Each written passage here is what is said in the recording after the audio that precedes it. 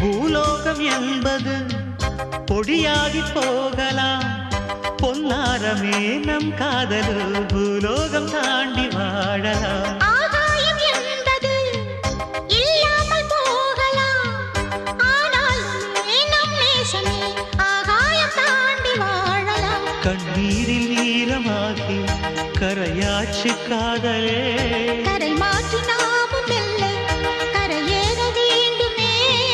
நாளை வரும் காலம் நம்மை கொண்டாடுமே.